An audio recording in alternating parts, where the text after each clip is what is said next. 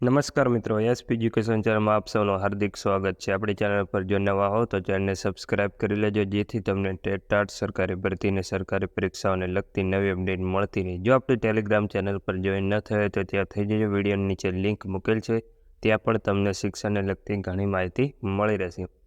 જ્ઞાન સહાયકના બીજા રાઉન્ડમાં 2026 ઉમેદવારોને શાળા ફાળવણી કરવામાં આવેલી છે। માધ્યમિકમાં 2386 જગ્યા ખાલી પડી હતી। બીજીથી 3જી ફેબ્રુઆરીમાં શાળા ફાળવણી અને ડોક્યુમેન્ટ વેરિફિકેશનના કોલ લેટર ડાઉનલોડ કરવાના રહેશે। રાજ્યની માધ્યમિક શાળામાં જ્ઞાન સહાયકની નિમણૂક માટે હાથ ધરવામાં આવેલી કાર્યવાહી બાદ ખાલી પડેલી જગ્યાઓ ભરવા માટે બીજા તબક્કાની કાર્યવાહી હાથ ધરવામાં આવી હતી।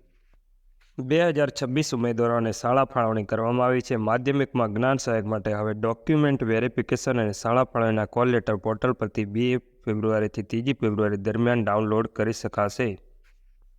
શિક્ષણ વિભાગ દ્વારા શાળા ફાળવણી કરવામાં આવી છે। તેમાં અંગ્રેજી વિષયમાં 257, કમ્પ્યુટરમાં 27, ગણિત વિજ્ઞાનમાં 780, ગુજરાતીમાં 270, ચિત્રમાં 5, યોગ સ્વાસ્થ્ય અને શારીરિક શિક્ષણમાં 56, સંસ્કૃતમાં 106, સામાજિક વિજ્ઞાનમાં 431 અને હિન્દીમાં 94 ઉમેદવારની ફાળવણી કરવામાં આવી છે।